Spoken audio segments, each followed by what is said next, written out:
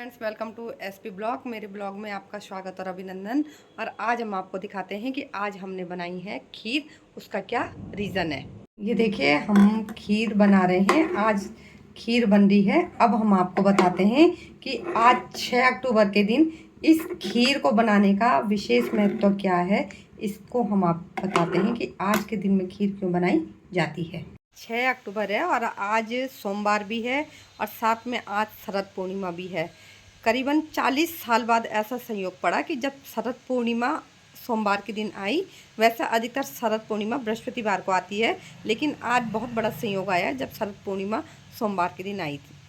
आज जो शरद पूर्णिमा है, आज के दिन में खीर बनाई जाती है और इस खीर को रात को जब चंद्रमा निकलता है, चाँद निकलता है, तो चाँद की पूजा होने के बाद चाँद की जो 16 कलाएँ हैं आज के दिन बहुत ज़्यादा चमकती हैं। कहा जाता है कि आज के दिन चंद्रमा अपनी पूरी 16 कलाओं में से घिरा हुआ रहता है और ये 16 कलाओं में से अमृत की बूंदें जो है, जो हम खीर बनाते हैं, छत में रखते हैं, उसमें कुछ बूंदें गिरती हैं, ऐसा कहा जाता है। तो शरद पूर्णिमा के दिन की जो महत्व है, इसमें खीर का जो महत्व है, इसमें 3 कथाएं प्रचलित होती हैं। तो जो इसमें पहली कथा है, तो पहली कथा में तो यह है कि जब भगवान श्री कृष्ण और ब्रज की गोपियाँ रासलीला कर रही थी, तो उनकी रासलीला को देखते हुए भोलेनाथ बहुत प्रसन्न हुए और उन्होंने भी, जो गोपियाँ रासलीला कर रही थी, ये सोचा कि मैं भी अगर गोपी का रूप धारण करके रासलीला करूं तो इससे अच्छी बात क्या हो सकती। तो उन्होंने गोपेश्वर महादेव का रूप धारण किया, गोपेश्वर महादेव का उन्होंने रूप धारण किया और उसको धारण करके उन्होंने गोपियों के साथ रासलीला खेली। जब रासलीला का अंत हो गया, रासलीला समाप्त हो गई, तो उसके बाद भगवान शिव अपने रूप में आए थे। क्योंकि ये कहा जाता है कि जो रासलीला होती है, रासलीला में केवल गोपियां ही भाग ले सकती थी, ठीक है, पुरुष उसमें भाग नहीं ले सकते थे। लेकिन भगवान शिव को रासलीला खेलनी थी, तो उन्होंने गोपी का रूप लिया। जब उन्होंने गोपी का रूप लिया तो उसके बाद भगवान श्री कृष्ण को जब पता चला, तो उन्होंने भोलेनाथ से प्रार्थना करी कि अब आप गोपी के ही रूप में, ठीक है, हमारे वृंदावन में आप गोपी के ही रूप में रहें। तो इसीलिए आज भी जो हमारे पास वृंदावन जो जगह है, वृंदावन जहाँ पे है, वहाँ पे आज की डेट में भी गोपेश्वर महादेव का मंदिर है वहाँ पे।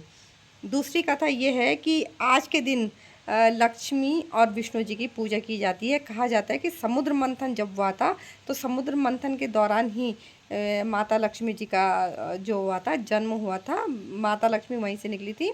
जो शिव जी की रासलीला वाली कथा है, वो स्कंद पुराण में बहुत ज़्यादा डिटेल समझा रखी है। तो जो ये लक्ष्मी जी वाला है, तो आज के दिन विष्णु जी और लक्ष्मी जी, लक्ष्मी का जन्म होता है आज के दिन में समुद्र मंथन के दौरान, और समुद्र मंथन से कुछ बूंदें आती हैं। और तीसरी जो कथा है कि आज के डेट में, आज के दिन में जो चंद्रमा होता है, वो अपनी पूर्ण कलाओं में रहता है। यानी जो चंद्रमा की 16 कलाएँ होती हैं, पूरे चंद्रमा 16 कलाओं से घिरा हुआ रहता है। और जो इसकी चांदनी होती है, और दिनों की अपेक्षा आज जो चांदनी होती है, वो क्या होती है, काफ़ी अधिक चमकीला होता है। वैसे आप छत में जाके देख सकते हैं। देहरादून में तो आज फिर बारिश हो रही है, मौसम ख़राब है, तो यहाँ तो बहुत मुश्किल है दिखना। लेकिन अगर जहाँ पे बारिश नहीं होती, वहाँ पे आप देख सकते हैं कि चंद्रमा आज पूरी कलाओं के साथ होगा। और तीसरी बात इसमें ये आती है कि ये कहा जाता है कि चंद्रमा मतलब बहुत ज़्यादा शीतल प्रिय है, तो चंद्रमा के स्वरूप में लोग मोती को भी देखते हैं। जो हमारे पास मोती होता है, ये भी कहा जाता है कि चंद्रमा से आज के दिन में एक अमृत की बूंद किस में गिरती है, समुद्र में गिरती है, एक सीपी के मुंह पे गिरती है। और जब सीपी में गिरती है, तो वहीं से एक मोती का क्या होता है, जन्म होता है। तो ये हमारे पास शरद पूर्णिमा की 3 कथाएं हैं। 3 कथाओं का वर्णन अलग अलग है।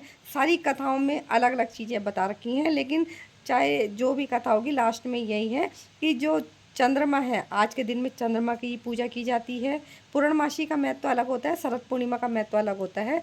तो आज के दिन में चंद्रमा की पूजा की जाती है। पूजा करने के बाद खीर को रात को छत में रखा जाता है, या जहाँ पे चंद्रमा की कलाएँ पूरी दिखाई दे रही हैं, वहाँ पे रखा जाता है। सुबह जब प्रातःकाल होता है, आप लोग जब सुबह उठेंगे, तो उसके बाद आप उस खीर को प्रसाद के रूप में खा सकते हैं। यानी जो चंद्रमा की शरद पूर्णिमा का प्रसाद होता है, वो खीर ही होता है। हम सुबह उठ के उस खीर को खा सकते हैं। धन्यवाद। ये खीर बन के हमारी तैयार हो चुकी है। रात को हम इसको छत में रखेंगे और सुबह इसको प्रसाद के रूप में ग्रहण करेंगे।